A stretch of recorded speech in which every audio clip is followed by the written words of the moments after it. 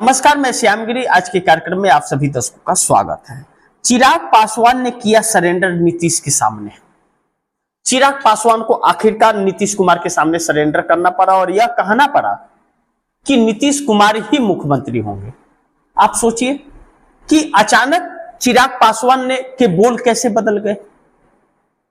चिराग पासवान के जिन प्रत्याशियों का नामांकन रद्द हुआ, अगर नीतीश कुमार चाहते तो वह नामांकन रद्द नहीं होता।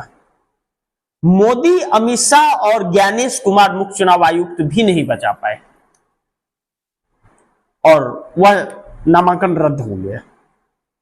तब इनकी अकल ठिकाने आई कि जब दो लोगों का नामांकन रद्द हो गया था, हमारा 2 सीट तो खराब हो गया, बिना चुनाव लड़े हुए हार गए, और बाकी जो बचे हैं उसमें नीतीश कुमार सफल होने देंगे, इस बात की क्या गारंटी है। यानी कि नीतीश कुमार, चिराग पासवान कुछ भी कर लें, सीएम बनाना है नहीं बनाना कुछ भी कर लें, नीतीश कुमार चिराग पासवान को बर्बाद कर देंगे। इस बात से इनकार नहीं कर सकते, यह सत्य है। क्योंकि चिराग पासवान के वजह से आज नीतीश कुमार का यह हाल है। 2020 में जो कर्म चिराग पासवान ने किए थे नरेंद्र मोदी का हनुमान बनकर, वह उनके लिए अब नीतीश कुमार सामने खड़े हो गए हैं और चुनौती स्वीकार नहीं कर पा रहे हैं चिराग पासवान। लेकिन दूसरी तरफ चिराग पासवान के 2 प्रत्याशी का नामांकन हुआ रद्द। जो क्या नरेंद्र मोदी या ज्ञानेश कुमार उसको नहीं बचा पा रहे थे? नीतीश कुमार, चिराग पासवान ने कहा था कि हल्की सी उसमें माइनर मिस्टेक है, उसको सही कर देंगे हम लोग, और उस पर चर्चा चल रही है, कोई बड़ी चीज नहीं है। लेकिन उसके बावजूद नहीं हुआ हो पाया, रद्द तो मतलब रद्द ही हो गया। तो जो यानी कि इससे यह साबित होता है कि नीतीश कुमार के हाथ में हथकड़ा आ गया है और नरेंद्र मोदी, अमित शाह का नहीं चल पाया नीतीश कुमार के सामने। क्योंकि बिहार का जो कैडर है और प्रशासन है वह नीतीश कुमार के हाथ में है। यानी कि जो यह लोग रिमोट चलाना चाहते थे वह रिमोट छीन लिया नीतीश कुमार ने। इसीलिए ज्ञानेश कुमार भी खेल कुछ नहीं कर पाए और यह नीतीश कुमार का खेल आने वाले वक्त में चिराग पासवान के लिए बहुत भारी पड़ेगा। और नरेंद्र मोदी नहीं रहे तो चिराग पासवान की जमानतें जब्त हो जाएंगी आने वाले वक्त में। लेकिन दूसरी तरफ चिराग पासवान ने छोड़ा मोदी का साथ। आखिर जो चिराग पासवान मोदी की, अमित शाह की बोल रहे थे, वह नीतीश कुमार को सीएम बनाने की बात अचानक कैसे करने लगे? क्या इसका मतलब नरेंद्र मोदी का साथ छोड़ दिया चिराग पासवान ने?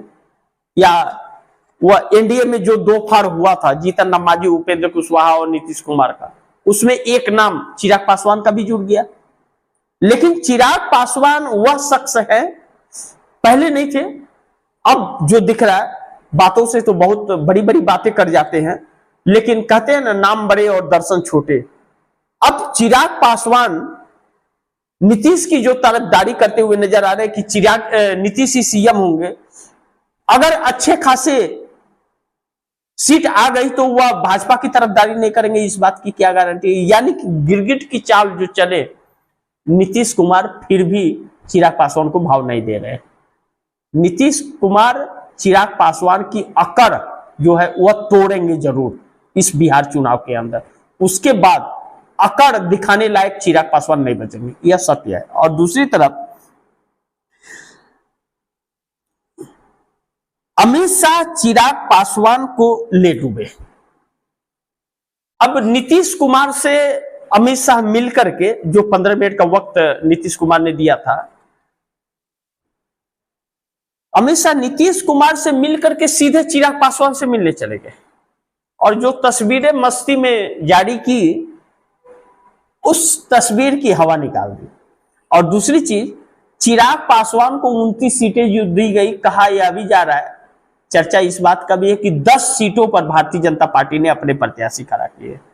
मैं कह रहा हूं 10 नहीं, 20 सीटों पर भारतीय जनता पार्टी अपने प्रत्याशी खड़ा करेगी चिराग पासवान के सिंबल पर। यही लड़ाई का मुख्य जड़ है, यह लड़ाई का मुख्य बिंदु है कि नीतीश कुमार समझ गए कि जिस चिराग को 7 से 10 सीटें देनी थी उसे 29 सीटें क्यों दी गई। यानी कि भाजपा अपने प्रत्याशी को महाराष्ट्र मॉडल, जो बार बार जिक्र हो रहा है, और ललन सिंह और संजय झा की निगरानी में दी गई, समर्थन से दी गई, और नीतीश कुमार की इजाजत नहीं ली गई। वह अब खटाई में पड़ गया। अब यह हो गया कि चिराग पासवान एक सीटें भी उनकी निकलेंगी या नहीं निकलेंगी, या 2020 वाला हाल होगा, इस चक्कर में फंस गए हैं।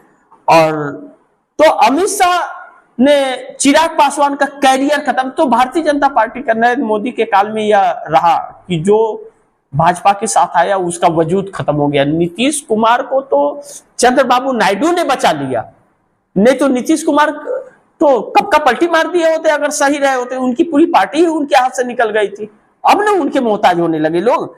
लेकिन दूसरी तरफ चिराग ने क्यों मारी पलटी बीजेपी से,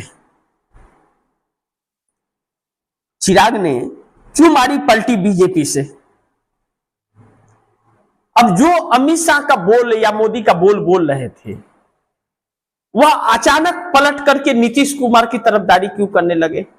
क्योंकि उन्होंने देख लिया कि नीतीश कुमार ने जैसे 2 लोगों का नामांकन रद्द हुआ, तो नीतीश कुमार चाहते तो वह बच सकते थे, वह 2 सीट हमारी खराब हो गई। तो परिणाम के दिन अगर नजदीकी मामला हुआ 400, 500, 50, 100 का, उसमें अगर चिराग पासवान की पार्टी के प्रत्याशी को ठिकाने लगा दिया नीतीश कुमार ने, तब तो न घर के न घाट के कहीं के नहीं रहेंगे। इसलिए बीजेपी से पलटी मार करके और नीतीश कुमार की तरफदारी में चिराग पासवान लग गए। लेकिन चिराग ने दिया बयान नीतीश ही होंगे सीएम। चिराग पासवान ने जो बयान दिया कि नीतीश कुमार ही सीएम होंगे चुनाव के बाद,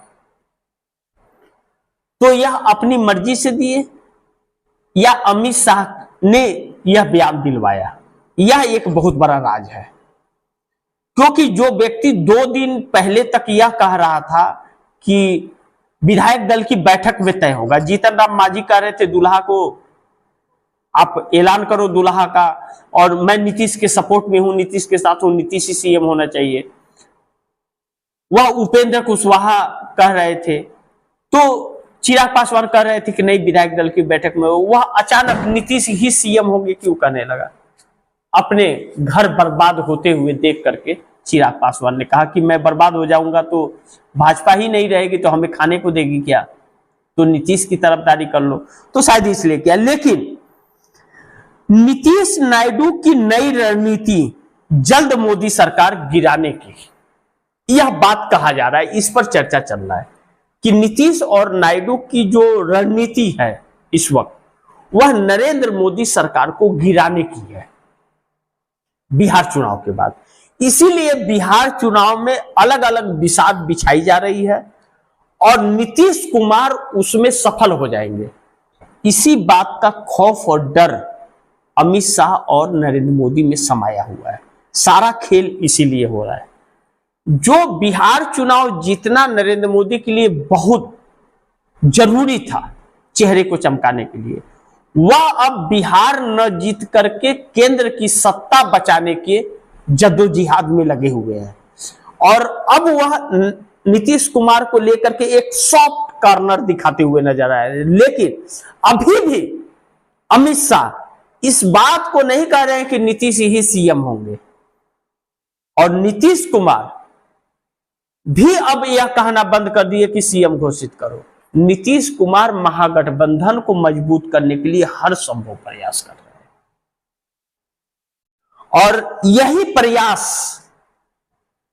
और चंद्रबाबू नायडू बिहार चुनाव पर जो पूरा एकदम नजर बनाए हुए हैं और अपनी रणनीति पर कहीं ना कहीं काम करते हुए नजर आ रहे हैं, और मोदी की सरकार के ऊपर प्रेशर बना करके रखा गया है कि जिधर चाहो उधर न चाहो इनको, या तो इनको पूरा चूस लो या तो इनको कुर्सी से हटा करके फेंक दो। दोनों में कोई एक काम यह करने वाले हैं। यानी कि नीतीश नायडू कि जो रणनीति बनी हुई है, जो चक्रव्यूह जाल रचा है इन लोगों ने, यह सरकार मोदी की गिराने की है।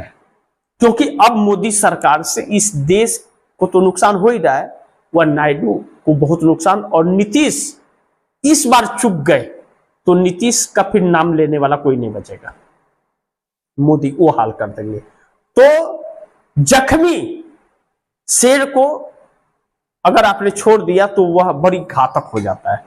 वही हाल इस वक्त नीतीश का है कि क्या करेंगे यह देखना बड़ी महत्वपूर्ण है। तो इसी के साथ आप दर्शकों से इजाजत चाहूंगा, अगली खबर के साथ फिर हाजिर होऊंगा। लेकिन आप दर्शकों की क्या राय है, क्या सुझाव है, कमेंट बॉक्स में जरूर दीजिएगा। इस खबर को ज्यादा से ज्यादा शेयर कीजिएगा, अपने दोस्तों को भी कहिएगा आगे शेयर करें। आपने अगर चैनल को सब्सक्राइब नहीं किया, सब्सक्राइब कर लीजिएगा, अपने दोस्तों को भी कहिएगा चैनल को सब्सक्राइब। मिलते हैं फिर अगली खबर के साथ, तब तक के लिए नमस्कार।